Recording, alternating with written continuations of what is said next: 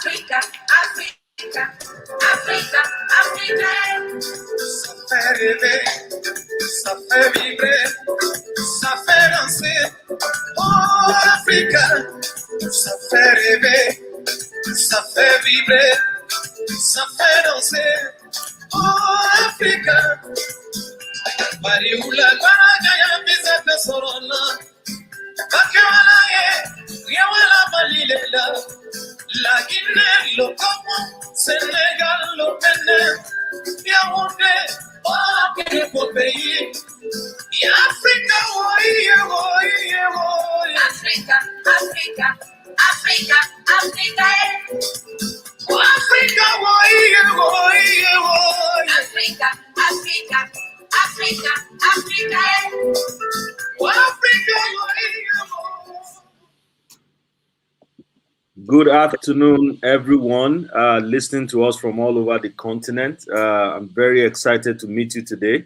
My name is Feyi Olubodun. I'm the managing partner for Open Squares Africa, and I'll be your facilitator today for this edition of the presentation of the Brand Africa report for the most admired brands in Nigeria, and by extension, we'll also share with you for West Africa. So it's so exciting.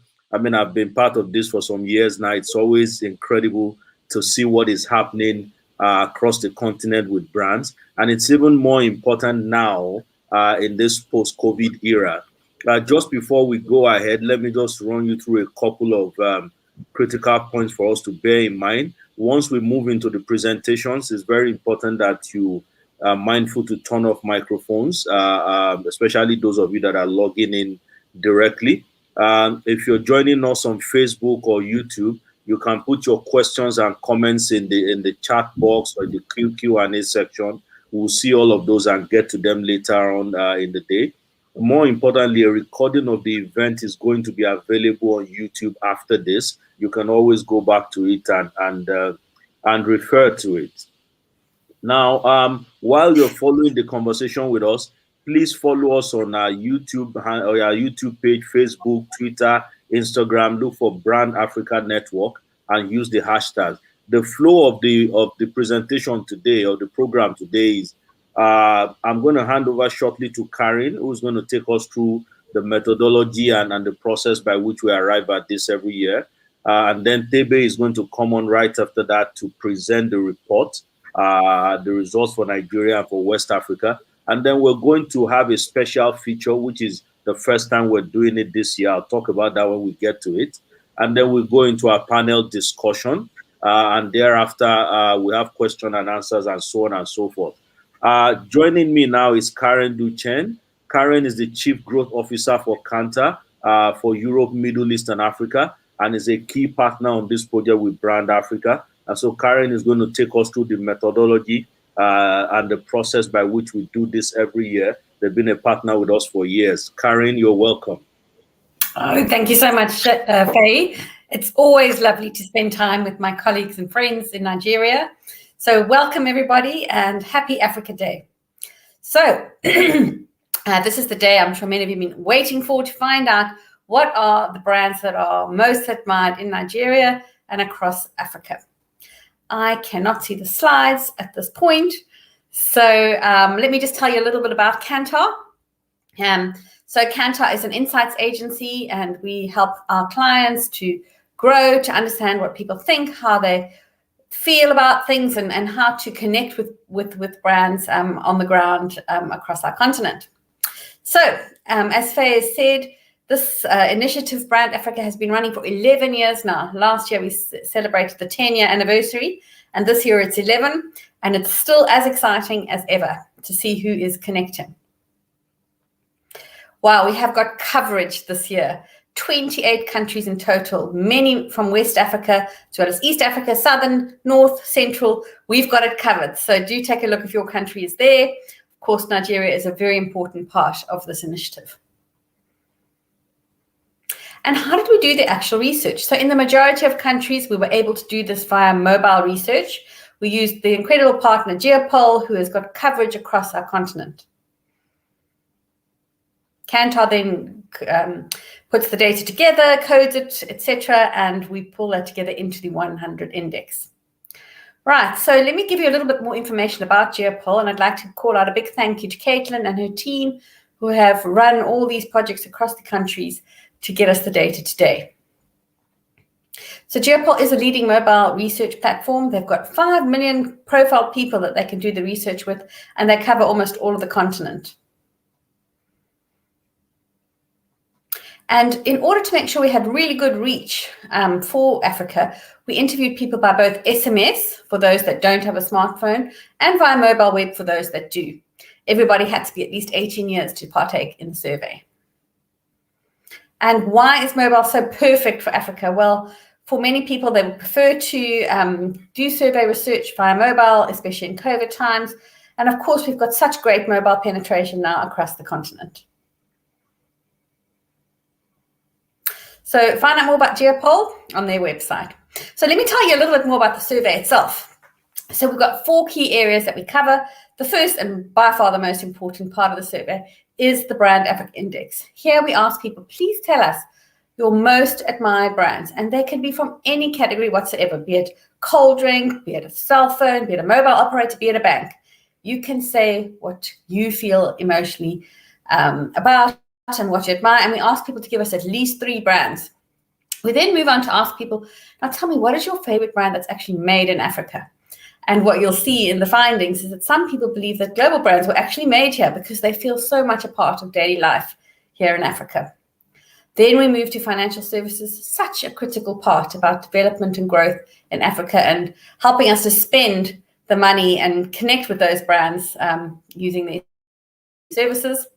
And lastly, and really importantly, is the media brands, because it is the media, it's the television stations, it's the radio stations, it's the print, it's the digital, that allows us to share our brand messages to really resonate with market far more effectively. This year, we also added another question, and that is, which brand has been more effective in helping during these COVID times? It has been a tough year across the continent, and we want you to hear which brands are making a difference. And you'll see that the winning brand here really has made a lot of difference to communities across Africa. So out of all that, we have over 80,000 individual brand mentions. It's quite a massive data for us to deal with. We have to classify it, code up all the data, and put it into a meaningful output. We got about 3,500 individual brand messages. So you can see brands are alive and well in Africa.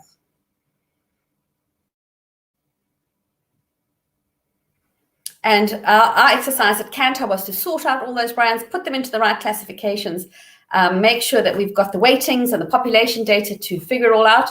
And after we've got all of that, we put it together into the overall index. And that is really a weighted average index that takes into account the sample size, the population size, and the actual brand score. All of this gets put together to give us the overall Brand 100 index.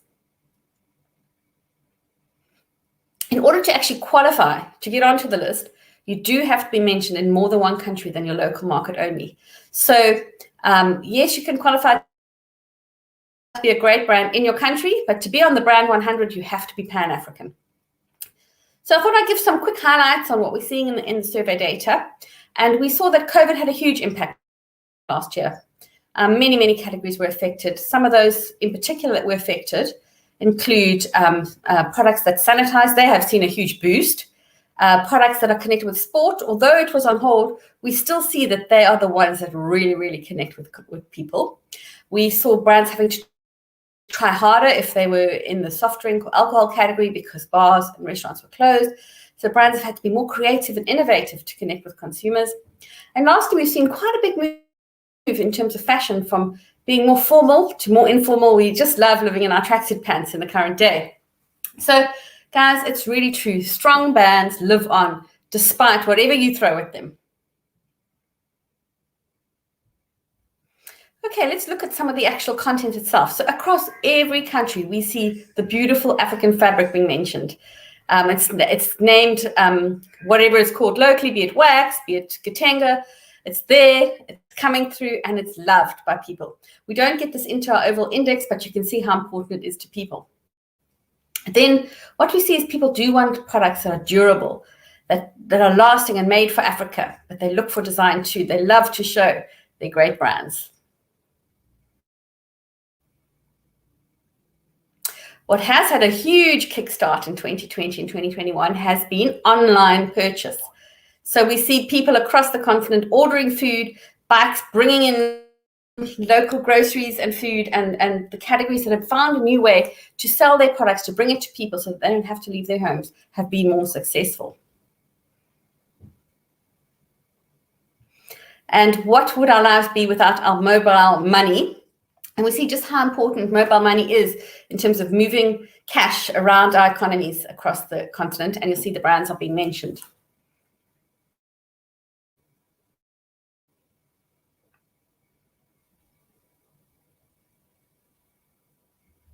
I think we've got a little internet delay there. So as I've already mentioned, sport, oh yes, soccer, we are football mad in Africa. And the brands that are connecting and sponsoring these games are coming through across the continent.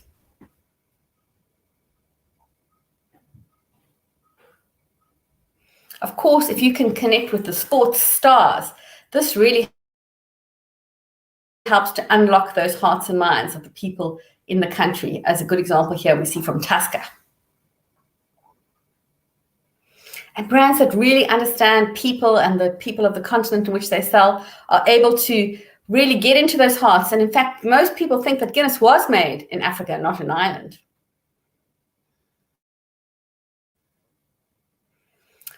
The Chinese and Indian companies have been very successful across our continent, in particular this one, Techno, that has really managed to define their offer to make sure that they're able to offer handset at a price that's affordable and that they distribute in the places that people like to shop. What's good to see is our automotive industry is also showing innovation. We see brands like Innocent and Katanka coming through, bringing ruggedness and good price and durability for African roads. Nigeria, look at Dangote, one of the wonderful examples of a local conglomerate that's just expanding and expanding across the continent. It's great to see these kind of brands coming through. From East Africa, we start to see brands like Azam coming through, and there are many others that you'll see in the data. And we should recognize the global brands that have been supporting Africa and building their sales across the continent for many years. Coca Cola has been passionate about making a difference in Africa for over 90 years. And we'll see that it's why it's one of the top brands in our continent.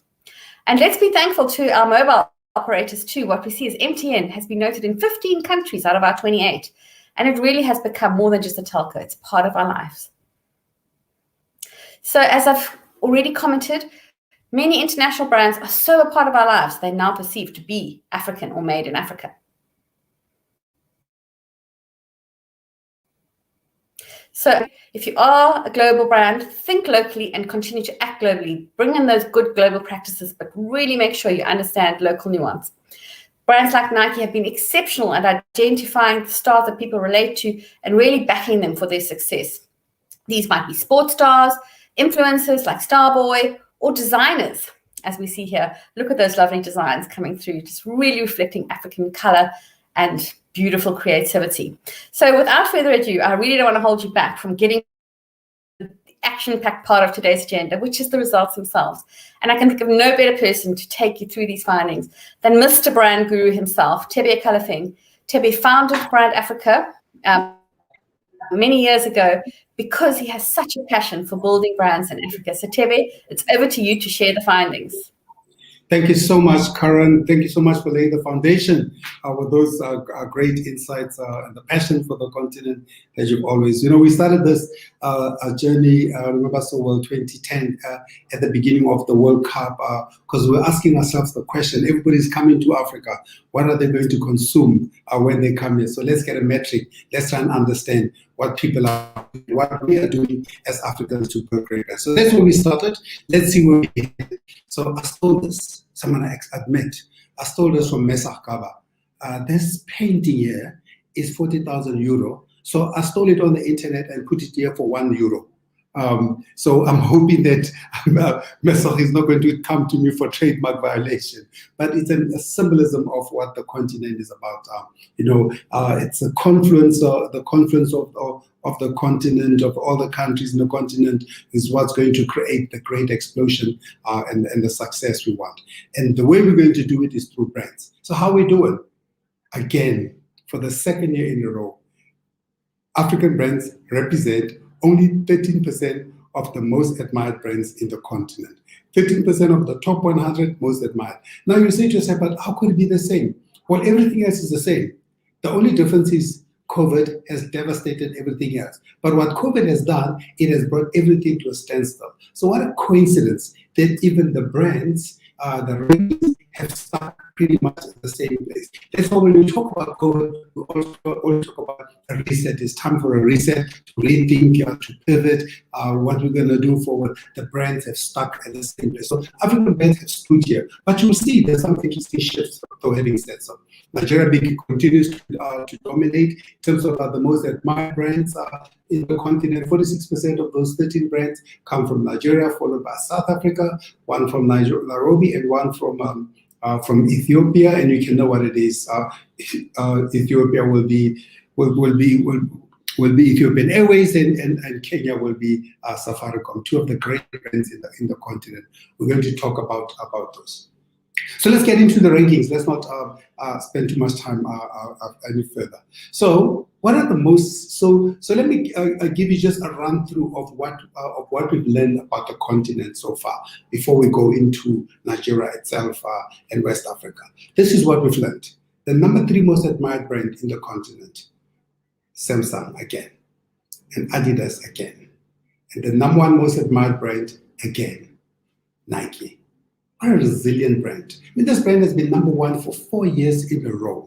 4 years. This is a brand that knocked off Samsung in some of the earlier years. It knocked off MTN in some of the earlier years. A very resilient brand that really understands how to get to the hearts and minds of consumers everywhere. So we know when you go where the different taxis you see out in where we live, you see people have got Nike's other tattoos, Nike painted everywhere else. So you begin to understand how the brand is a part of identity. So the top 10 brands in the continent, Nike, Adidas, Samsung, Coca Cola, Apple swapped places with Tecno this year, Puma, Gucci. People say, how could Gucci be on the list? It's too expensive. You can't even find it. I always tell people, just go to the flea markets and just go out into the streets. You see the Gucci. Whether it's a real thing, that's none of our business. But the Gucci is there and people are wearing it. They may not recognize it with the people in Italy, but it is part of us. Because brands are not necessarily about accessing the premium brands, but it is accessing it's really about what you aspire to have, and the closest you can have is the counterfeit. So be it, and that's what you see. Matter of fact, across all those categories, from Nike to Adidas to Puma to Gucci to Zara, you'll get all the counterfeits that you want. So this has always been one of the most interesting ones. When we ask the question, what is your most admired African brand? When we ask that question, the number 1 brand is Dangote.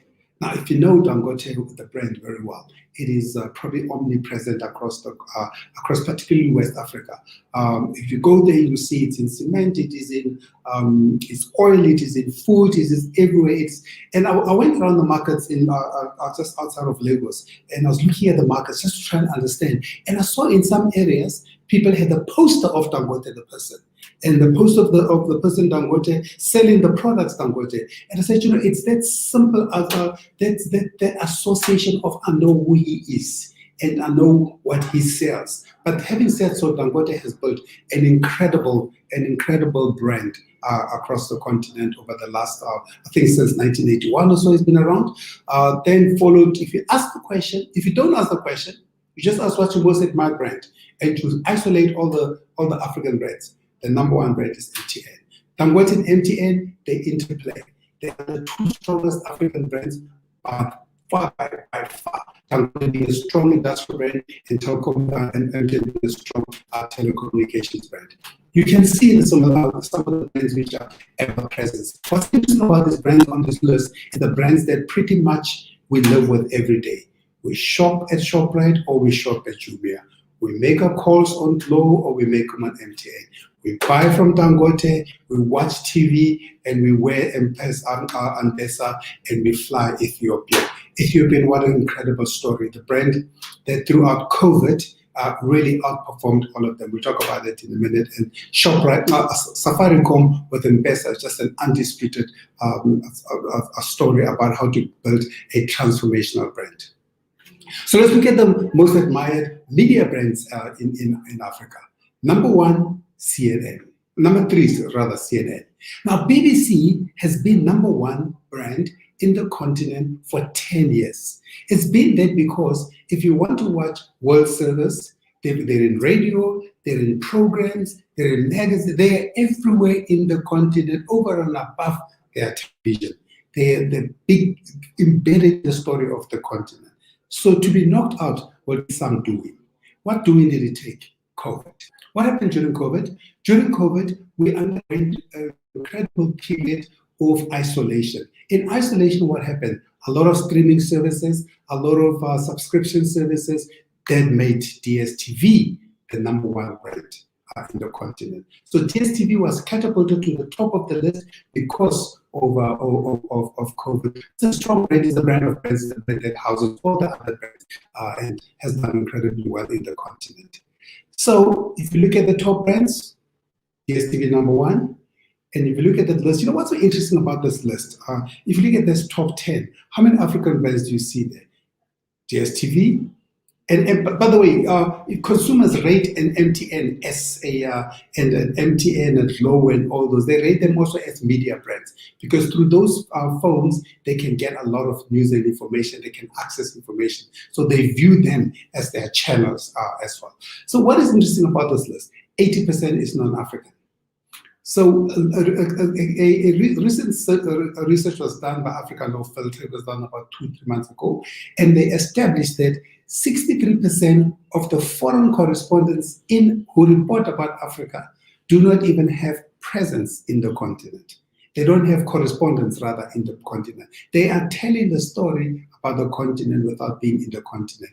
And when they do tell the story with an African, only 1% of the content comes from African correspondents. So you can see the challenge that we face as a continent. The challenge that we face as a continent is we are not telling our own story. As Chinua Achebe said, until the lion learns how to tell its story, tales of the hunter will always be glorified.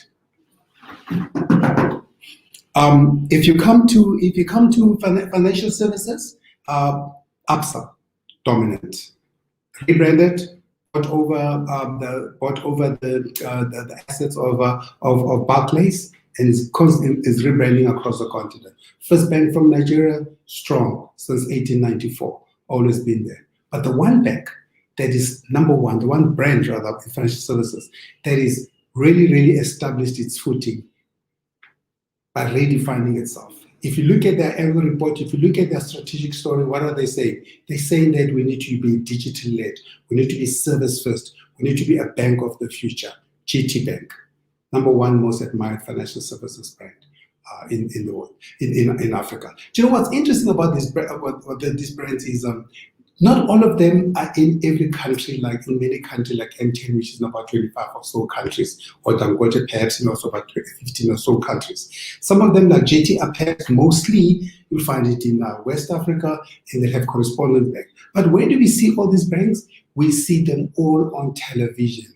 We see them all being spoken about. And that's how these banks, these brands, travel out the continent. You can see the list of the brands that are most admired, dominated by Nigeria and dominated by South Africa as secondarily.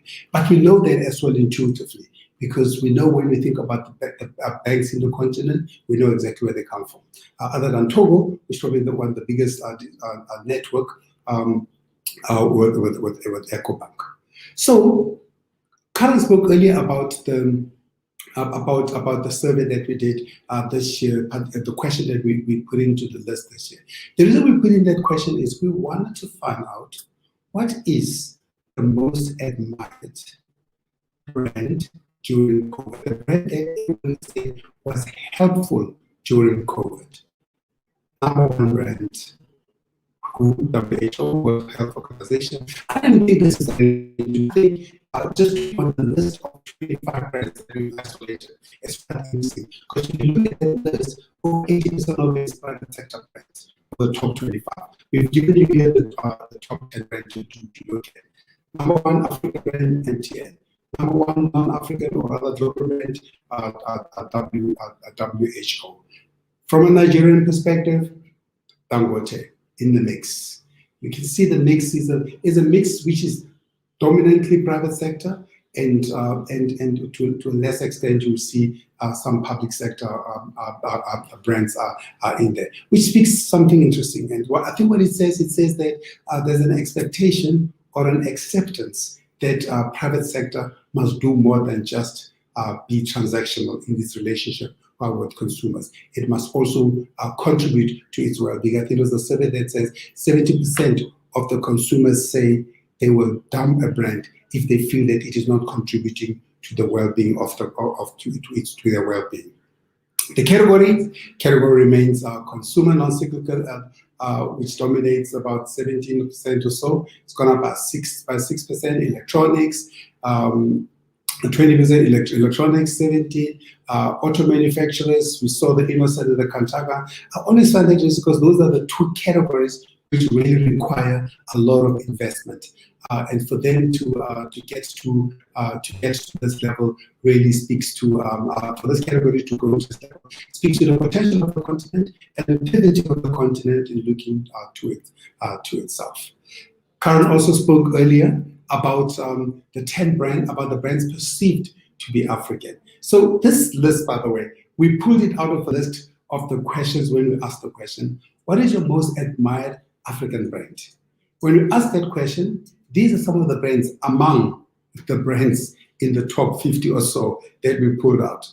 Coke, Nike, Technos, Nestle, Adidas, Vlisco, Samsung, Airtel, Vodacom, Guinness. Vlisco, I think we can perhaps understand, because Vlisco, we've always thought Vlisco was African until somebody reminded us, no, it is from Holland.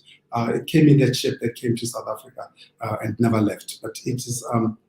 But if you look at the list, the reason some of these brands like Vlisco, for example, are so dominant in the continent is because you look at all the fabrics. Karen spoke about the one fabric, the fabrics earlier, the fabrics that are so dominant across the continent. When you look at those fabrics, whether it's Vlisco, GTP, or whatever they have around the continent, all of them have their roots or their money invested in Vlisco out of Holland, because these brands have found a way to be part, to reflect, to be relevant to the consumers.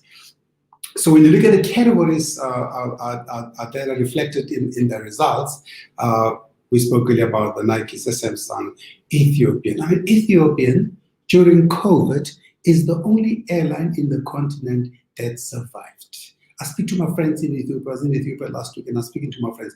I said, explain the story for me. Explain, how did Ethiopia do it? It was a conversation that somebody said earlier in an earlier panel. I think it was in the panel with Botswana and or with Uganda. The chairman of Uganda Investment Authority, and he said there is a requirement for government to invest in African brands. He says, because if you don't invest in the brand, you're not enabling its growth. He says the same way that Samsung was enabled by South Korea, because they understood the power of investing in a Samsung and what it will do for the brand South Korea.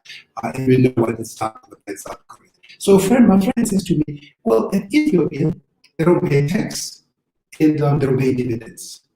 He says, so that helps the brand a lot. So some businesses competition, it can't compete with Nigerian Air, with Ethiopian Air, with South African Airways, which are expected to do those things. Well, you have to understand what is the strategy. What is the purpose of that brand? I think that people at Ethiopian understand the purpose of Ethiopian Air, which is now a foundation to build them into a great hub for the world, not just for the continent, with over 130 planes in their fleet. So that's the categories that are dominating the continent. So now let's look at the brands by country, every single brand. Do you know there's only 5 countries? Zimbabwe's Econet, Zambia's Trade Kings, Tanzania's Simu, and Kenya's Safaricom. What have I left out? Where the brand comes from the country. In Ethiopia, in Liberia, it's always interesting every year actually. Their most admired brand is MTN. And in South Africa, the most admired brand is Adidas. So just because you come from the country does not mean that our customers are going to blindly follow you. Just because you're Dangote does not mean that all Nigerians are going to blindly follow you, or all South Africans are going to follow you if you're MTN and all those. But if you look at what Econet does in Zimbabwe, at one stage, the money that was going through Econet was greater than the money that Zimbabwe's Reserve Bank sees in a year. So that shows you the power of how important that brand was in terms of remittances and all those. And Trade Kings is a Unilever of Zambia, if you know it well. Coming out this week, at the end of this week, is the new African Business Report. Lift of African brands defy the pandemic. Africa's best brands. I forgot to speak about one brand among the most admired African brands. In the top 10 of the most admired African brands, and this cover reminds me, is a young brand called Batu from South Africa. Batu means a shoe. It means a shoe in our language. And where Batu comes from, what Batu has done in 5 years is ridiculous. This year alone, they opened during COVID. In the COVID year, they opened about 10 or 12 stores, grew to about 200 plus employees, and have grown to become the most dominant footwear brand we've seen in our short lifetimes. And I spoke to the founder. I said, "What is the point of this Batu?" He says, "I wanted a shoe that Africans can be proud of, and I wanted a shoe that is more transformational. I want to create jobs. I want to contribute to the economy." So that speaks to that language I spoke earlier in terms of what brands should do. But Batu is also an example of what's happening during COVID, because during COVID, what happened, we had to look internally. And part of looking internally is giving opportunity for the young brands to come up. So let's talk about Nigeria. Let's talk about Nigeria. Let's focus on Nigeria. Nigeria, the number 3 most admired brand across board, Nike. Number 2, MTN. And number 1, Coca Cola. Interesting. Coca Cola remains the most dominant brand in Nigeria, well, the most dominant brand in the world. So it doesn't really come as a surprise. It doesn't come as a surprise. Coca Cola's performance, and you can see this. I'll just take a minute, please. I just want to slow down people disturbing. 2 seconds,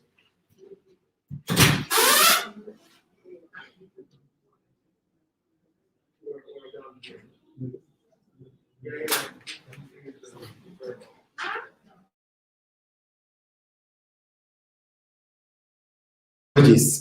Just asking for permission for people to speak softer. So Coca-Cola, most admired brand. So what is the most admired African brand in Nigeria? Number 1. Number 3, DSTV or MultiChoice. Because DSTV is a cumulative brand for MultiChoice, GoTV and all those. Number 2, MTN. MTN is featuring there. Number 1, the question, Dangote. Dangote features as among the most admired African brands in many other countries, not just Nigeria. because it's such a powerful brand that speaks to African industrialization. We talk about industrialization since 1963. This is an example of what we can do as a continent, and we can look at the list. Do you know what's interesting? The number 1 brand there and the 10th brand there in this list. Throughout COVID, that's all I saw on TV. Dangote, Bua. I almost said these two Nigerian giants are going at each other. They're going at each other on television, and it's quite interesting. But you can see the most dominant. What's also interesting about the most admired African brands in any country is people think about their country first, then they add other countries, unless the other brand is really so significant, like a Dangote. So you can see here, the list is dominated by Nigerian brands. You'll go to other countries like Morocco, it's all Moroccan brands. Most admired local media brands, Alive, NTA. And I was speaking to a friend of mine about these. I think I was speaking to Faye as well about these brands. And I said, Faye, I've never heard of these brands. That's because you are not an everyday Nigerian. Then you will understand how strong these brands are. And some of them are not even that old. Number 1 most admired media brand, MultiChoice. The most admired media brands in Nigeria, JTV, NTA, Alive, CNN, channels. Channels did very well last year. And then you can go down the list. So let's go to the most admired financial services brand. Zenith, one of my favorite banks. First Rand, one of my stalwart brands. GT Bank. GT dominates. I mean, if you look at the work that GT does, even in Nigeria, in terms of how they have gone out of your traditional financial services way of marketing, whether it's a fashion weeks, whether it's technology, that explains why a bank like GT is where it is in the continent. Most admired brands during COVID: Dangote, NCDC, Bua, MTN, Indomie. Now, I know some people probably say, NCDC, what did they do? Well, you know, it's like WHO. You will sit there and ask yourself, did WHO really perform, or were they just ever present in our minds? Some people say WHO missed the pandemic. Some people say NCDC missed the opportunity to protect Nigerians. But I tell you what, presence makes the heart grow fonder in many ways, rather than absence when it comes to brands. Most admired brands by region: West Africa, Samsung. So Samsung is such a dominant brand across the region.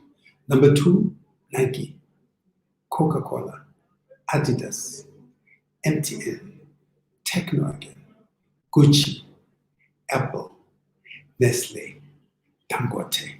So the number 1 African brand in West Africa, Dangote. Go down the list, you get the Casablancas, you get all those from Ghana and all those many other brands.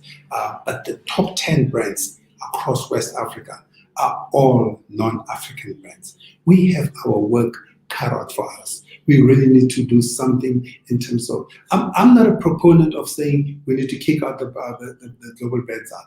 I'm a proponent of saying we need to take the fight to them.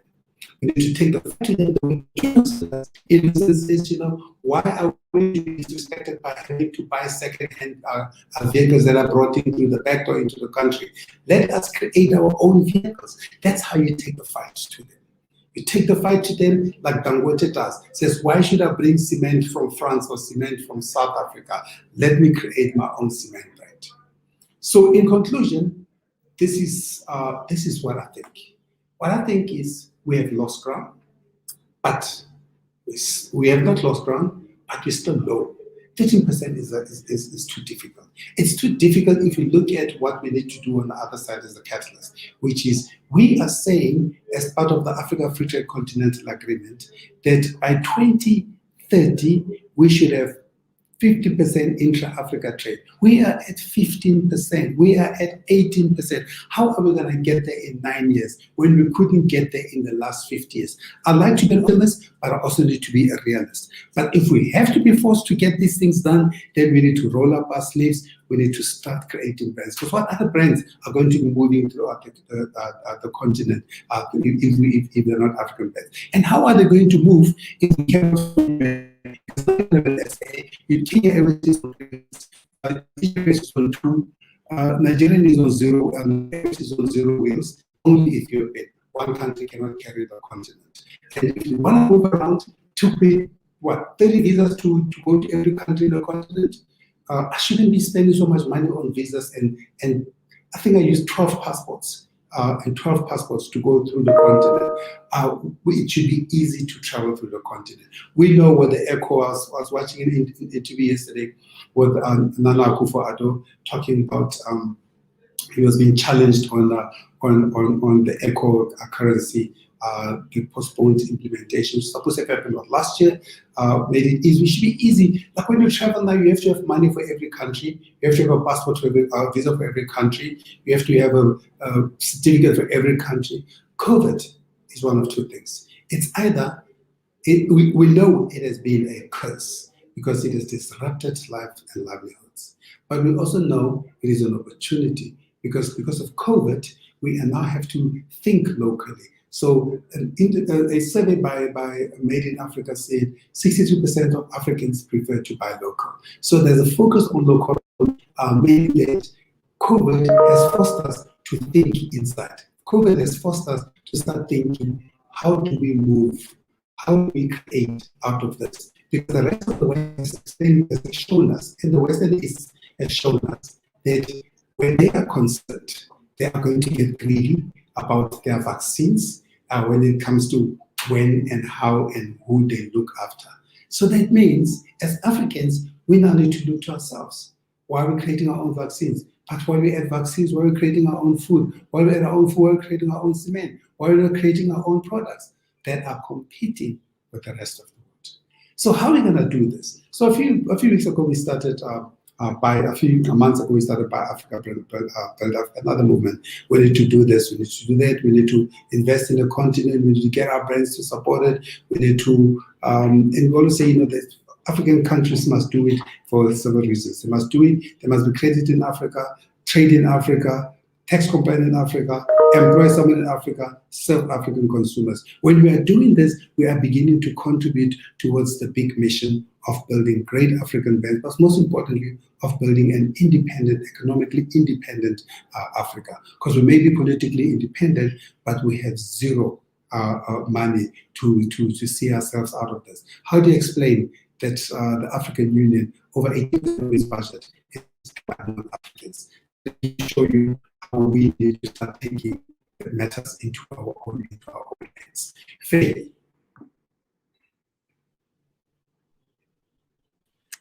Wow, that was awesome as usual, Tebe. It was great to see how the brands are doing, especially post this COVID period.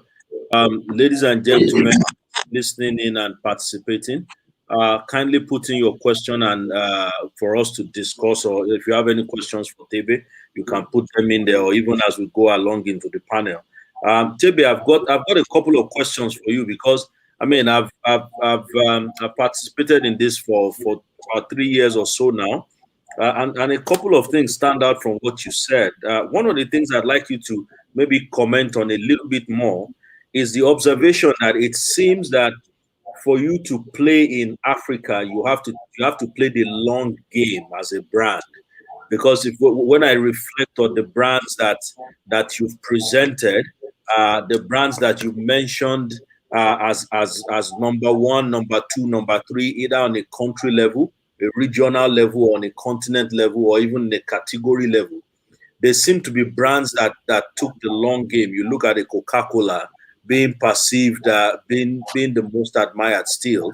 You look at a Techno being perceived to be an African brand. That's incredible. You look at a GT Bank still being the most admired financial services. What are your thoughts? Could you deep dive a little bit on this for us? This idea that the Africa game seems to be a long game, especially for brands that want to win on the continent. I think it's a mix. It's a mix. But I'm so glad you asked that question, because when we analyzed the results of the last 10 years, we looked at the ages of the brands. So we did an analysis of how old the brands are in the continent, and how old African brands are, and how old I think somebody's fiddling. We looked at the ages of the brands. African brands on average in the top 100 over the last 10 years were 40 years old. Non-African brands on average over the last 10 years were 80 years old. So your point is so important, and it's so true, that it is a long game. That they say you build a brand like a bird builds a nest, one strand at a time. It's something, it requires a sense of patience. The problem that we have as Africans is we open up a shop tomorrow, we put little money into it, we don't invest in it, and we say we've got a brand. But we don't have a brand, we just have an idea. We just have like a shack or something. We need to understand that in order to build a great brand, is going to take a long time.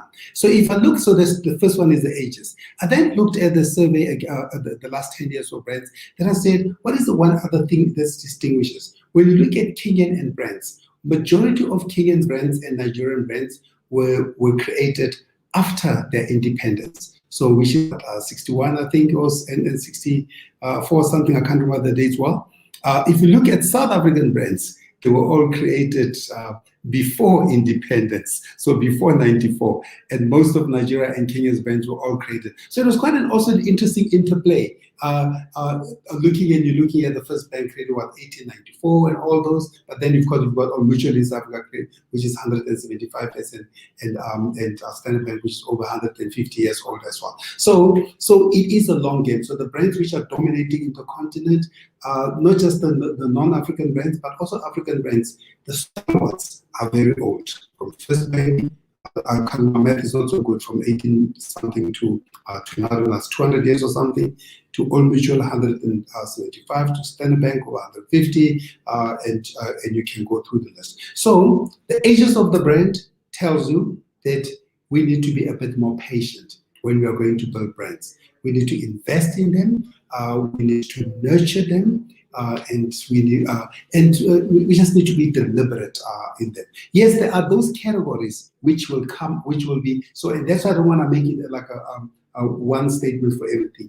If you look at M-Pesa is what? I don't know how many M-Pesa is about 15 years or so. M-Pesa is about 15 years old. When M-Pesa started in 2006, access to financial services, as the World Bank estimated in Kenya, was about 5%. Just 4 years later, 2010, because of M-Pesa, access to financial services had gone all the way up to 70 years. So that shows you that a brand can be transformational, and not all brands travel the same journey. So some brands, yes, particularly now in the digital era, we know whether it's a Facebook, whether it's a Google, whether it's an MTN, and all, we know those tech lives, they reach maturity, or they reach much faster than your other brands, like the Dangotes, who started in 1981. I think Dangote, if you will. So I hope I answered you, Faye. I mean that's just an awesome thought. I mean, we could stay there. I mean, you could see the dynamics. And if you consider the fact that on average, most CMOs have a tenure of about 3 to 4 years, and I mean the shortest run of a brand that has featured on this list, as you mentioned, is about 8 years. You know, so if CMOs are going to build brands of stature, they've got to think beyond their tenure, isn't it? That's the tension there. The other thing I just want to sort of get you to talk about is also the fact that it seems that in the study, admiration is highly correlated with aspiration. you look at the Nigeria where the most admired brand is a Nike, and we know that Nike is not present as a brand operation within the country. I mean, the brand is here and all of that. I would have expected to see other brands as number one across categories.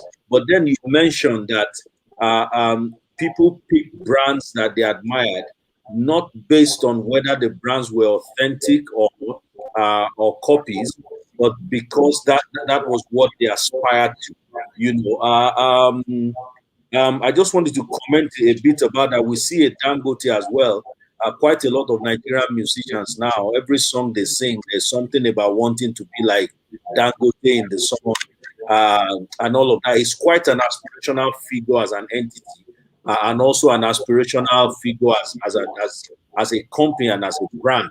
Would you say this is a pattern that is consistent across markets in Africa?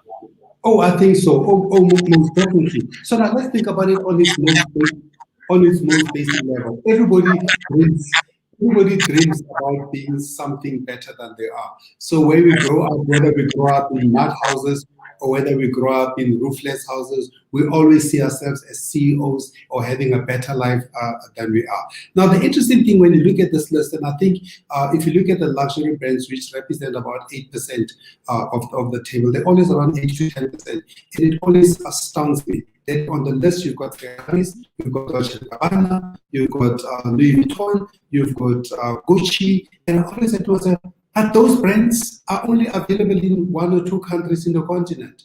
But like you say, it is the aspiration because as you know, a brand in many ways is a state of mind. It is a destination. It is. I always explain to some people. I said a brand is like religion. So you are not necessarily there, but you want to get there at some stage. So when you position a brand, you position it the way God positioned himself in our lives. It says, one day you are going to find salvation. So we may not always get there, but we aim to get there. So brands are that state of mind. It is that thing that wakes you up in the morning and says, I'm going to work harder to get there. It doesn't necessarily mean it's going to change your life, but it just represents progress for you. So that's why even if you buy it in Mokola, or whether you buy it in some other market in South Africa, and you buy it for $10 or 10 naira, knowing very well that the real thing is something else. Also knowing very well, I mean, some of the brands that I've seen around the continent, the logos will be upside down, some of them will be mixed up. It doesn't matter. What matters is I have bought into a state of mind. I've bought into a future positioning. I've bought into future salvation. And that's what pretty much our brands do for us. And it's got nothing to do with distribution. If distribution was a metric of great brands, then most brands will just not feature on the list. And most brands will not even waste time building the brand across different places in the world, not just in the continent. That's awesome, Tibi. Thank you so much. I'm going to pause you now, and then when we get to the panel, I'm going to drag you in again because there's a couple more stuff that I'd like you to discuss along with the panel. Ladies and gentlemen, for the first time this year, we're adding something new that I'm personally excited about. And what we're adding this year is the brand feature. We decided that this year, instead of just talking about these brands in abstract, we're going to pick one of the brands that featured on the top 10 within this region and actually feature them. We'll run a short video in a few seconds that shows what they've done on the continent. And then we're going to have a chat directly with the client to sort of get a sense of how they've done it. The brand we're featuring this time is Techno. Techno is an amazing brand. I mean, the first time I landed in Addis Ababa, I thought Techno had bought the whole of Ethiopia. They were everywhere. And I particularly enjoyed the story of Techno, having been lucky to have worked in an agency that helped to build the brand in the early stages of its development. And now it's a behemoth when it comes to mobile phones on the continent. So we're going to play for you very quickly a short clip about Techno and its history in the African market. And then I'm going to have joining me right after that the communications manager for Techno in West Africa, Vincent Uzoegbu. So please, let's play the brand feature. Thank you.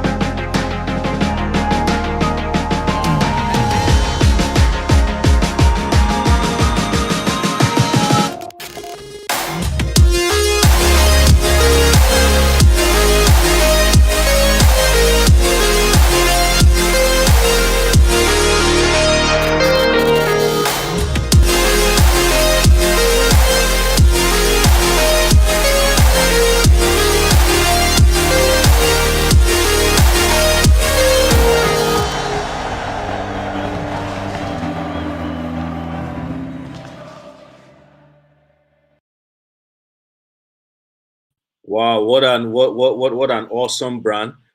Joining me right now is Vincent Uzoegbu. Vincent is the public communications manager for Techno in West Africa. Vincent, good to have you. Hello, Faye. It's great to be here. Yeah, awesome. I mean, we could talk about Techno forever. It's an exciting. You know, I mean, Techno reminds me of one of those James Bond movies. You know, it just snuck into the market. There was Samsung, there was Nokia, they were the huge guys, and you know, now Techno is the huge guy. Let's talk about that for a bit.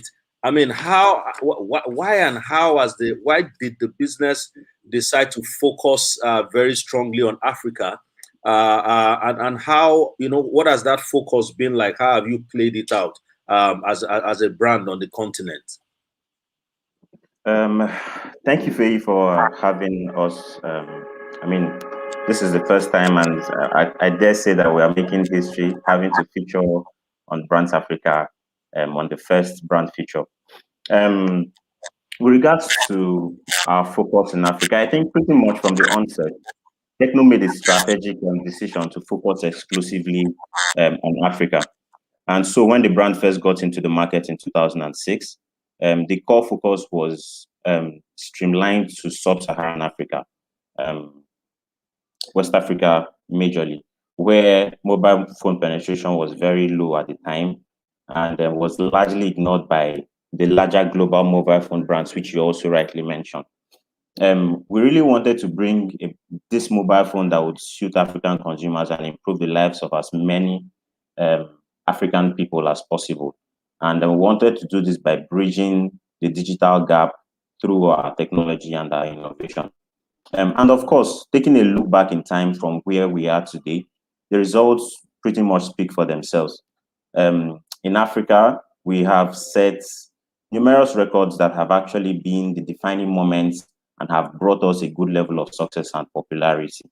To mention a few, I think one of the things that has made Techno the most famous, more literally a household name, is over a decade ago, Techno was the first to launch dual SIM card phones in Africa, and the goal was simple: to solve the expensive data roaming problems and also the complexities of telecom service providers, and also the, what I call them, irregularities and the unreliability of these services at the time. I mean, this was a time where technology was very much in its nascent stages in the country. And so we're all growing together, basically. And yeah, Techno was the first to provide the first dual SIM phones in Africa. And then we're also the first to develop longer lasting batteries that provided as much as 72 hours of battery life to help mitigate power supply issues. These two innovations, as simple and as they may sound now, they were really key to Techno's successes. And the realities of those times are still very much around us till now, which makes these solutions even still very relevant today. And with regards to photography on smartphones, let me also highlight that Techno pioneered a solution that enabled smartphone cameras bring out the real beauty of our dark skins when taking photos. Yes, and this camera solution remains a very, very recognized globally, and has also put Techno on the global map. We like to call our strategy the local strategy. And I think in one of the earlier presentations, something was mentioned about thinking globally and acting locally. And the local strategy for us, local pretty much is a fusion of two words, global and local. And that just summarizes the idea of thinking globally and acting locally. And for more than a decade, this local strategy has been a great success for us in Africa. And now we are taking our African experience and know-how to other parts of the world, expanding into other fast-growing emerging markets, and also empowering us to go global from Africa. And today we have entered a new chapter, and we have become the leading player in mid to high-end mobile brand segments in Africa. And um, for us to keep having this kind of breakthroughs, right, we will continue to upgrade our technology to improve consumers' experiences with more cutting-edge innovation, elegant, fashionable design, and also making our devices specifically crafted to meet the needs of the African consumer. Um, that's pretty much what the story has been really for us. Yeah, it's been an incredible story. I mean, the way the innovations that seemed so minor to you are actually quite significant, given the kind of the way the continent is, power issues, income issues, and all of that. And you've been able to sort of surmount all of those barriers using technology and innovation, and have become a brand that is not only present in terms of global local penetration, but the stature that you now have globally is impressive. I mean, sponsoring Man City, Manchester City. The brand ambassadorship with Chris Evans, very very epic stuff going on there. Now, what amazed me most recently though is it seems as if while there was COVID all around the world, there was no COVID in the world of techno. Because Oh, even wow. during the COVID period, there was all kinds of, you were doing all kinds of things. You launched about 2 or 3 extensions during the COVID period using very top line brand ambassadors, especially in Nigeria. It was incredible. I mean, I was fascinated by what you were doing. Could you share with us some of the things that motivated that, and why you decided to that you were going to continue to engage your consumers in very creative ways, in spite of the challenge of the period? 2020 did come with a lot of uncertainties. I think so. When we talk about some of our activities in 2020, I think these are pretty much things that we had all planned out, and then COVID came, and everyone became really worried. Everybody became scared. What were we going to do? Was it the right time to communicate or not? And all that. But at the same time, we realized that, I mean, people needed to communicate. And so people did need devices to reach out. And so we had to go ahead with some of the things that we came up with, our product lines and all that. And so during the pandemic, we pretty much kept our eyes on the world and on the actual needs of our consumers. While COVID-19 still very much exists, so we can't exactly say we're in post-pandemic times. And perhaps it's okay to say that we've had much of the worst days behind us, and we are still moving forward with the same vision in the midst of the uncertainties. And so in the heat of COVID-19, we realized the urgent need for people to stay connected with their friends, their families, their communities. And this had to happen in one way or the other. And for us, it had to happen through the mobile phone, right? And that's why we focused more than ever on consistently innovating our technology, especially our product mix, from our smartphone series, the Camon, the Spark, the Pova, the Phantom, and then to our smart audio devices and also smart wearables.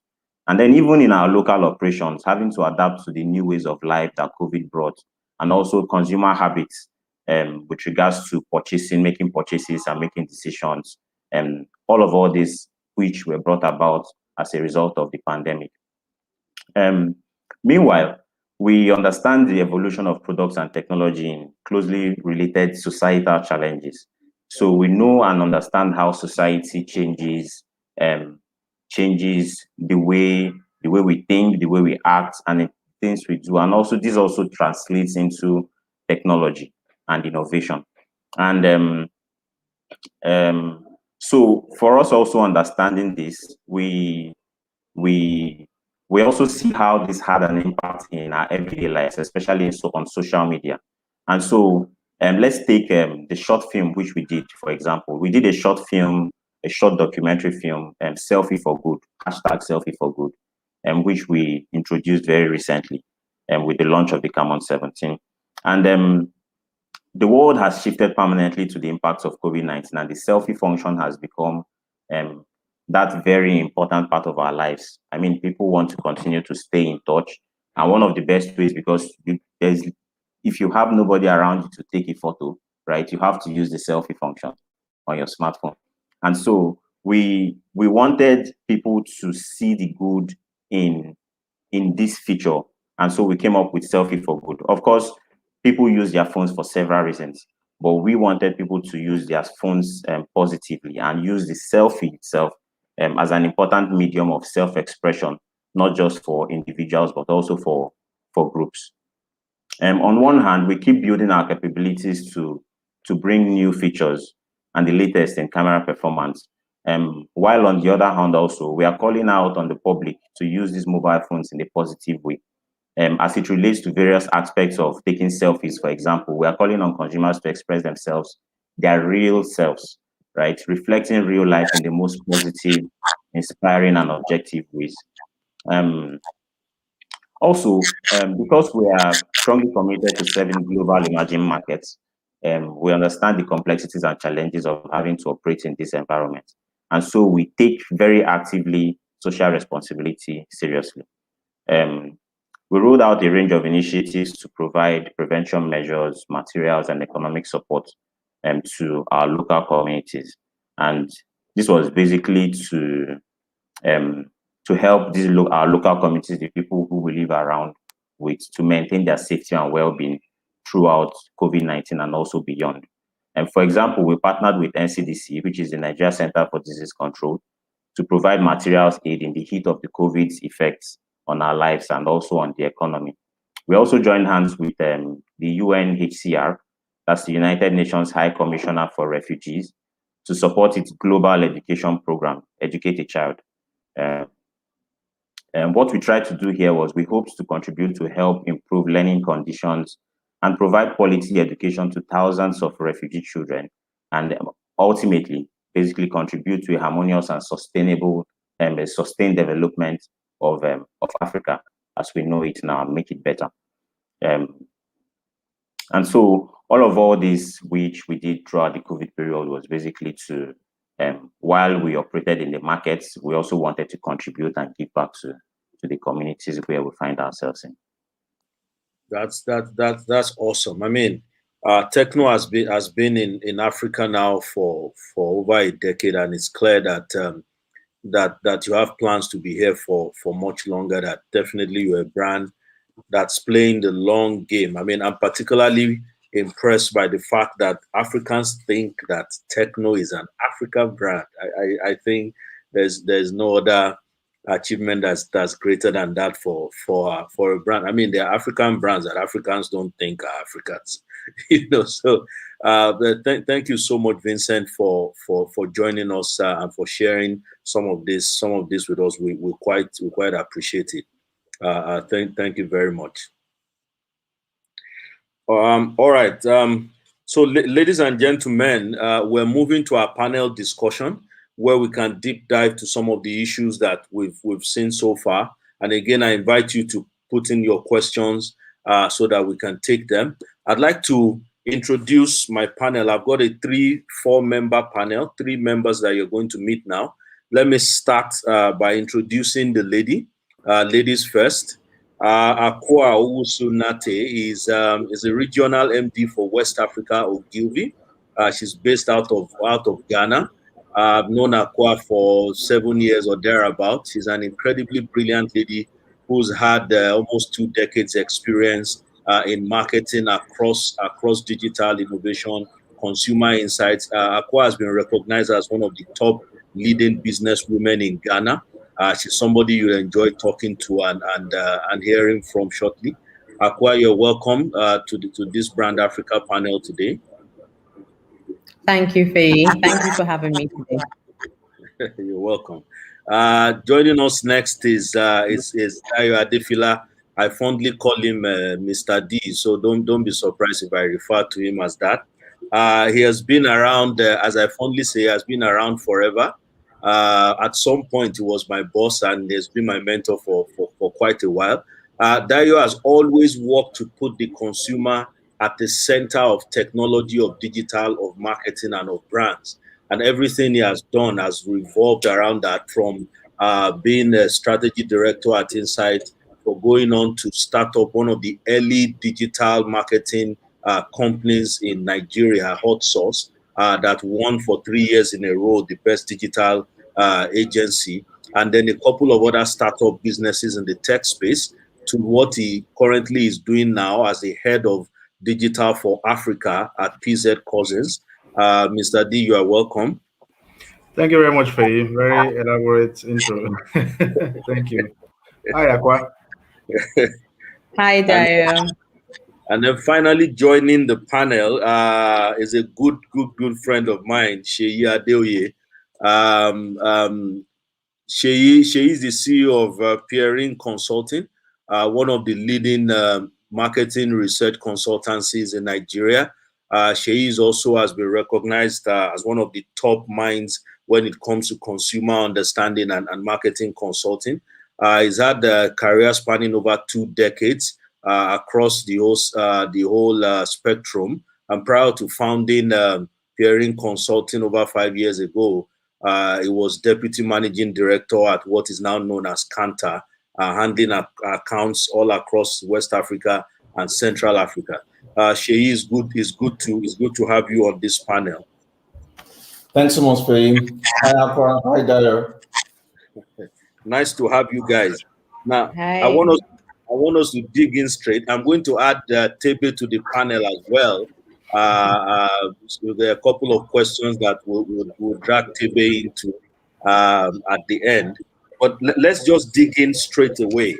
What are your initial thoughts and comments on the report that was presented? I'll start with Aqua. Aqua is the most regional person we have on the panel today. So I promise I was going to say that. Yeah. So Aqua, what's your initial impression? What struck you the most?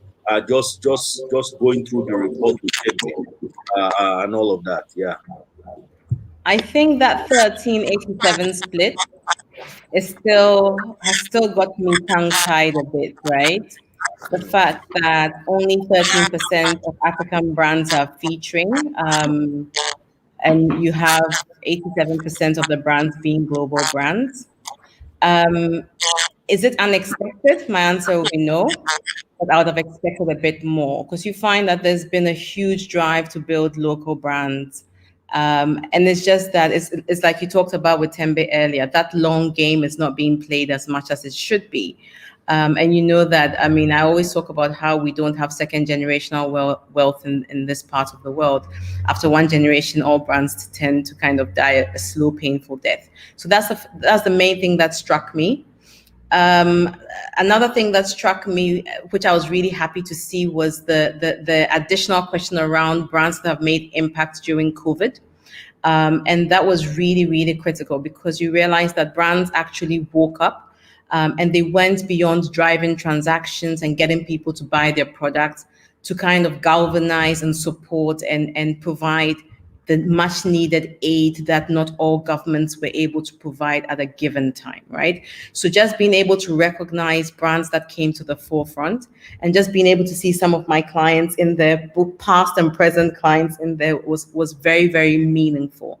And just even the recognition of who, right? Because even though the WHO drove quite a few campaigns, Not everybody you wouldn't have thought everybody would have recognized it, but the fact that it was recognized is also something that's very meaningful for me. So those would be the two things that stood out for me. And thank you, Tembe, for the report. It's very, very meaningful for us who are building brands across the continent. Mr. D, what are your initial thoughts just looking at this report and what Tebe has presented so far? I think the distance between local brands and global brands, unfortunately, may be increasing. And that's because the global brands are not sleeping. They continue to take the risks. They continue to extend themselves to, like you said, do the long game. It doesn't make me happy, because we do have a few local brands that have now become global. So you mentioned Dangote, for instance, and it was very interesting seeing Dangote push through, across like that. So what this tells me is that, as African brand leaders, we have to make sure that we not only get the fundamentals right with our brands locally, we also remain in the game. The consumer is like nature. Nature abhors a vacuum, right? And once we drop off when brand building, the global brands will just continue to gain their foothold. So quite an interesting report. A few surprises. Adidas was an interesting one. Seeing Adidas pop up there. Nike, I get it completely. Nike is like how Apple used to be, maybe 10 years ago, where Apple didn't really have, that presence physically, but still aspirational wise, Apple was high on people's minds. So those are my initial thoughts. Good report. Sheyi, I mean, I know during the COVID period, you kept on tracking consumer behavior, brands behavior. You put out a couple of consumer pulse reports over time. What strikes you about this report? I mean, at the first glance. Wow, thanks, Faye. Thanks, David, for the presentation. I think first off for me would be the fact that brand building really, as is confirmed, it's actually a marathon, not an 100 meters dash, right? And during the COVID period, some brands kind of shut down. I mean, they stopped spending, they were afraid and all of that. But some other brands, even like Techno that we have, that just spoke a few minutes ago, just kept innovating, kept speaking, right? And again, from the whole report, I can see the power of media. GTB is not everywhere, but pretty much all the kind of platforms where you can actually see adverts being done, CNN and the rest of them. You see this brand talking about themselves, talking about what they're doing, talking about the fact that they're different, trying to link all of that to people. And thirdly, again, seeing the admired brands, the top brands, I see the power of linking very strongly to the lifestyle of consumers, right? A number of those brands that play in the everyday lives of consumers. And again, I also see the African spirit. They never, that spirit, that aspirational part of Africa, playing out very strong, typical, as it were, of Nigerians also. Awesome. Maybe I'm going to put you on hold for a couple more questions. I have two beautiful questions that I'll drag you into in a bit. Guys, I just want to put this out there. How do you think, from your experience, the pandemic has shaped African or West African brands in our case? We've got Aqua that works across the region. We've got Dio there. He also works across the region, multiple regions. Sheyi, you've done some work across region. What have you seen as they say we're in a post-COVID era, but we don't have enough vaccines yet, so I don't know how we got to post. But if they say it, we have to take it. But what have you seen so far? Aqua, as always, let me start with you. When we are having calls, my name is always the first on the list. So I've gotten used to being alphabetically, so it works. I will remember that when I have more children. So just in terms of things that how the pandemic has shaped brands, I think the first thing is that brands have gotten more creative. And when I say more creative, it's not looking at a one size fits all anymore. They are beginning to rethink the status quo. It's not a brief that comes in that says 360. We're going to do a trade activation. We're going to, make sure we're going to do a detailer or a retailer, promotion. It's now being intentional and saying, how do I reach my consumer in a way that is meaningful? So what you find is a big part of this has been the shift to digital, and just the whole idea of how do we connect with our consumer in an ecosystem that is relevant to them and meaningful to them. So one is around the type of content we are putting in social. So we are moving more to snackable content. We're moving more to making sure that we're targeting better. There's the angle of just also waddling into the pool of e-commerce, right? So if you took even 12 months ago, you'd find that everybody was kind of skirting the waters and not even trying to put their feet into the water, right? Everybody was along the bank. But you find that even a lot of the global brands have kind of stepped in deeper and began to invest more in new ways of marketing beyond your TV, radio, print. So that would be one big thing for me, just that whole creativity and the whole idea of digital acceleration, and then beginning to look at things completely differently from what the status quo used to be. So those would be the two big things for me at this stage, and I will let the Sheyi and Dayo input into that. Ms. Adi, once I hear digital, I just think of you. So you must not have come in your direction. So it's what Akua has said is so interesting. No brand is arguing about digital anymore. I remember many years ago when you began to talk to us about digital, some brands felt like you were, foretelling the coming of outer space aliens and all of that. What have you seen post pandemic? How is it affecting brand behavior? Okay, thanks for you, and thanks Aqua for laying some of that foundation as well. So I'll take it from two dimensions. One is one borders on commercial, economic impact of the pandemic, and then the other on brand and consumer engagement. So for the commercial, because of drop in disposable income, continued dropping, in that, you find that what we call sachetization, has become, as further grown, which is people, reducing, the sizes of the product. Usually FMCGs, experience this, right?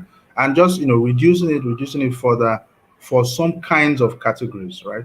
But we've also seen that for some verticals, what we find actually is increase in size, because people now are looking for value for money at a larger scale. So you find things like moisturizing, lotions, soaps. Some people just want it in a bigger pack so it can last longer. So you can reduce some things there, but they want it. So you see these two, supposedly opposite trends accelerating, somehow, and it's in response to what has happened post. Well, you say we're still in the pandemic. I don't know, So that's one thing. Then the second also has to do with because of how the pandemic led to what we call the lockdown, people being home and all of that. You find that when it began to ease, the desire to use neighborhood stores grew, at least in some parts of Africa. So I can speak about Nigeria very well, because we typically have more of an open market, scenario, than what we call modern trade, or in a place like Kenya, their modern trade is more developed. But what you find in Nigeria was that those stores that are in between the open market and modern trade, the neighborhood stores that are just 10 meters away from you, they began to pick up more and more. And we've also noticed from some trade reports, trade reports and things, that trend isn't dropping so fast, right? It's actually being sustained. So the opportunity then is, so brands that typically were creating a plan that was focused on just only open market or ramping up modern trade, they must remember to close that gap, because that's where people are going faster now, and then of course, talk about digital, right? So of course we've seen increased use of online channels. I mean, everybody suddenly knew how to use TikTok. Everybody suddenly figured out, something, here and there to use. We all became Zoom experts and things like that. But what we found is that so platforms like WhatsApp also skyrocketed in use, for instance, right? Because each channel has its own why I use that channel. So people use an Instagram, for certain kinds of entertainment and doom scrolling. I call it, I mean, we call it doom scrolling, where you're just swiping and looking.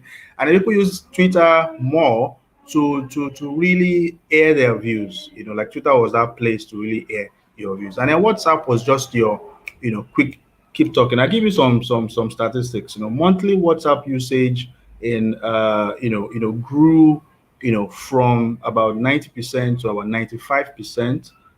That is for total, a percentage of total internet users, speaking for Nigeria, right? Age between 16 to 64, it actually grew to 95% in Nigeria. And in Kenya, it grew to about 97%, right? Because there's just, everything you want to do in WhatsApp, which begs the question, right? How should brands use WhatsApp? Because it's inevitable. But how do you use it in a way that you don't switch people off? So people have tried to use their business accounts and things like that. So, and the Facebook usage as well grew. So in Nigeria, active Facebook users now as hit a 30 million mark. I remember when 2008 or so, we were about 100,000 Nigerians on Facebook then, and for several years, the growth was arithmetic, but now with COVID, it accelerated from about 23 to 30 million plus. So I think these are things that give brands the opportunity to look today, but also look into the future. Our plans must remember that we are thinking about the consumers, how to make it better for them, how to make it easier for them, and then we can all cohabit very well. Yeah, awesome. Sheyu, over to you. I mean, what has been your observations, your findings in terms of how how brands have begun to adjust their behavior as a result of the pandemic? Right. I mean, there are a couple of things we've seen over time. I mean, like you already said, Faye, we've been tracking at the onset of the pandemic, even post lockdown, we've been tracking. So there are a couple of things that we've seen so far. One, we've seen reduction in personal and household-based income. Daya alluded also to that. I mean, there's a lot of other factors also putting pressure on the disposable income. I mean, headline inflation is double digits, food inflation, job losses. We've seen people coming out of lockdown where about 62% of Lagosians, and by extension, I can say on the average, about 60% of Nigerians actually earn their income on a daily basis. And so you can just imagine the impact, on the financial well-being of people.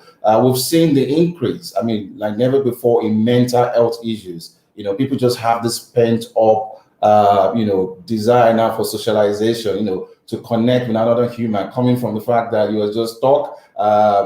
Saturday, Sunday, Monday was just the same day, at some point, and then we're still not totally out of that. We've seen people looking for, side gigs to begin to look at how they can actually, increase in terms of their disposable income. And these always have implications for brands, and I'll speak to them in a bit. We've seen people try to pick up new skills where they can actually earn money. We've seen people, learning, as it were, from the lockdown, post-lockdown.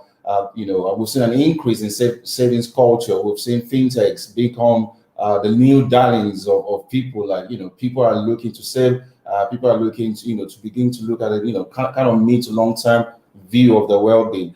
We've seen e-commerce become less complicated. In fact, I'll call it social commerce. People to the guy by the roadside, you can literally order anything from equal beat to your daily needs to anything really, online right now. And that totally is changing the game, as it were, for brands. Number one of the things I would say in terms of implication for brands is that brand purpose has never been more important than, as it is right now. People are not looking for brands who are just making money off them. They're looking for brands that they can connect with, that actually, has, their own interest and this larger society, at heart. I mean, the reason why Dangote is really big out there is always been a big giver, contributing to every community, to social good. So I'm totally not surprised, in terms of what is happening, and a very strong association with with the personality and the business of the man. And number two, again, we've seen, consumers down trading and very unapologetic about it. We've seen people going for affordability ahead of brand names. I just want to know whether it works, whether it can, meet the need. I'm not so really taken by the brand name anymore. And then we'll even see the availability, now being third place in terms of the ratings, and we've tracked this over time. So as it were, that also has implication for brands, in terms of, you begin to think about how you gotta be innovative, your SKUs, new products, and things like that. Lastly will be, for me, distribution, right? So digital used to be like, well, one of the things you do, but right now, every brand, we've seen people even do product launches purely online, using what I call tribe marketing. So you have these micro influencers and these, all the influencers actually, convincing their millions of followers to actually pick up brands. So in terms of how brands, play their game, things have actually moved. And one thing I'll put out there very strongly is that whatever the playbook has been before COVID, every brand has to, re-engage, rediscover the consumers. A lot of things have moved, a lot of things. In terms of communication, what exactly will create empathy, connection, mental availability, physical availability for your brand, we the consumer is totally different. So one big thing out there we've seen it with our clients, and brands that we work with is they're totally rediscovering their customers and their target market and the opportunities out there. So, I mean, those are some of the implications for brands. Tebe, I'm going to throw a question at you that I was keeping in my side pocket earlier. I mean, you presented brands that stood out during the COVID period, and we saw some strange entities like the NCDC, for instance, which I'm not sure whether they consider themselves to be a brand, but they're there. What do you think made brands stand out during the COVID period? I'm surprised by MTN, for instance, actually, because I'm like, okay, if it's because of telco usage, there are a lot of telco brands out there, why MTN, why NCDC? What do you think, Tebe? I think to me it's the point I made earlier when I said I think in branding, presence makes the heart grow fonder. And the reason I say so when it comes to a brand, like let's talk about NCDC out of interest. So as I tried to say earlier, is if you speak to the normal Nigerians, they tell you, they're useless. They were not doing anything. We don't even know why they exist. Blah blah blah. But the truth is, to the average Nigerian, because you see, you're talking about the Nigerian who lives in the suburbs. But to the average Nigerian, that is their source of information. So whatever they do when they stand up and speak there, it's a sense of authority. So that's who they look up to, because they don't read Fortune magazine, they don't read Wall Street, they don't subscribe to DSTV. They rely on government to speak. So I think for me, a brand like that, sometimes they stand out for that reason. So that's why I explain, for example, in the South African context, people will say the government is useless. But if you speak to your grandmother, she thinks about the social grant that she gets as one of the one third of the South Africans who get a grant of 1,000 plus every month that puts food on the table. So she associates good brand with making life easy for me, not necessarily being an amazing at what they do and all those things. Even if they're late with their grant, as long as they help them. So to me, so that's how I think they stand up. And then remember, MTN donated 9 million vaccines. Remember what Ethiopian Air did? They moved, I can't remember how many millions of of PPEs around from South America to Africa and around the world. So people remember these stories because a great brand is a simple story told well and told often. And many of these brands, they stand out because their stories are told well, not necessarily by them, but second, everybody talking about that story. So to me, I think that's what it is. You and I, sometimes when we look at the brands, we try and put a different value on them in terms of how well they articulate themselves and all those. To the ordinary people, there's not that. It's what difference they make in my everyday life. Yeah, that's awesome. What I hear from what you've said is brands have got to be present, they've got to be helpful, and the brands that stood out during COVID are brands that were present and were helpful. I want us to touch on a couple more. Sorry, Faye. Yes, please. Sorry, there were two things I just wanted to also just highlight. The question about what adjustments our brands have to make. So I work at PZ, right? PZ Cousins, right? Nigeria, Kenya, Africa, and then all over the world, right? Two very important things happened to us, during COVID, along with a lot of other businesses, right? The disruption to the supply chain, right, was a very significant, hammer on old ways of thinking, old ways of solving problems, old ways of working. So developing agile principles, agile project management principles, incorporating them into our ways of working was absolutely necessary. It was, in fact, it was essential. And we had to do that because if you didn't do that, you know how it is with your products. If you're getting this from here, you can't get them, all of that, right? So incorporating agile ways into our new product development, everything. I mean, we've been able to do some things in 6 months that normally would take 18 months, right? And carrying that into every other thing we're doing, marketing planning, seeing the value of doing consumers and just basically breaking down silos. It has also helped, to break down those cross-functional silos, right? The second thing I wanted to talk about is that, when I think it was Aqua that spoke about e-commerce. Look, at PZ during this COVID period, we had to very quickly, get our e-commerce, act in order. Good enough, we had some plan, in the works, and we were able to we had to roll out very quickly in Nigeria, and then even in Ghana, by the end of 2020, we had done some test runs, for our brands in Ghana, and does it mean we've become perfected? Not at all, but we recognize that these are habits that we have to learn, continue with, and then see how the best value comes out from there. So clearly, agile ways of working, are things that any brand that's going to make it moving forward has to definitely adopt. Thanks for allowing that. Yeah, thank you so much. That's so critical. I want us to just talk briefly about the AfCFTA and the opportunity it presents for intra-African trade, especially for brands. In your experiences, which brands do you think are ready to go in terms of maximizing this intra-Africa trade opportunity? Aqua, I'm looking at you. If you can't tell from the screen, I'm looking at you. I mean, we were talking yesterday about Alomo Bitters, very incredible brand that's actually a Ghanaian brand, but it's dominant in the bitters category in Nigeria, and I'm sure in other parts of West Africa. I mean, Aqua, what has your experience been? What do you think in terms of brands that are now ready and able in every regard to travel across countries? You hold a regional portfolio, so because of.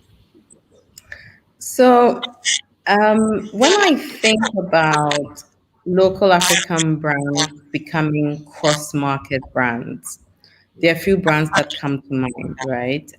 The ones that the first one is already Casapreco when we talk about the Alomo, where Alomo is big in Ghana and it's also big in Nigeria. And if you have those two markets, the world is your oyster, right? There's also brands like Fun Milk, which I know is in Ghana and in Nigeria, but only in those two markets currently. But there are other smaller market brands that are emerging. So, for example, M Pharma, which is, and I'm sure you all know M Pharma, which also kind of stepped up during the COVID in terms of delivery of drugs to people who need it. Now, these brands what they have in common is they have a solid base for production, right? They have what they need to produce, they have what they need to be able to distribute, and they are recognizable today. They have a certain minimum presence, and they've got the most of the basics right. Now, once you have that, it opens you up to bigger opportunities across the continent. And the only thing is that it's not always easy. You know, when you're handling one market, the logistical requirements, the people resources, the people components that you need to drive that is kind of manageable, right? But once you begin to expand, there's also the element of how do you remain culturally relevant across multiple markets, right? But if you ask me today, the two brands that stand out at me, jump out at me, and shout would be Casapreco and Panlock, right? And I'm hoping that as a business, they will have that long-term play in mind and begin to put in the relevant structures and the relevant, business requirements to be able to expand their portfolios beyond doing single or dual markets across the continent. Awesome. Mr. D, quick comment from you as well, and then we'll go to Shay. Okay, very quick. Two categories, two sectors that come to mind quickly. One, FMCGs, given the nature of the kind of products. Of course, FMCG is dependent on the kind of economies of scale that can be delivered, going outside your country, and then also not just arriving there, but making sure you're able to stand there properly as a brand, and then deliver on those things. The other category or sector really is the fintech sector, really, because it's essentially like software, but of course they still need some boots on the ground, but it's quite easier for them to decide to look for where they can take some of these brilliant solutions across, from Kenya to Nigeria, from Nigeria to Kenya, that kind of stuff. So those two for now. Thank you. Shay. Right. I mean, Daryl, you just took that out of my mouth. Fintechs was really, was going to be the first one. I was going to mention the financial services. I mean, a brand like GT can do a lot more for the market. We're looking, just play within the African continent. We're looking at 2.5 trillion potential, $1 trillion potential market, and about 1.3 billion people. But one of the things I've also found out from even all the studies and even just studying companies that have actually gone out of their own countries, they're typically extremely very successful in the local markets, and it's typically also very based, whatever they offer in the market is based on the recognizable need and that people are actually willing to pay for. And then if there are similar markets with similar needs, it's easy for them to actually, go cross-border, provide a distribution, doesn't become an e-com, provide supply chains are not broken. But, what is really important is the two things I want to call out will be that they're really successful locally first.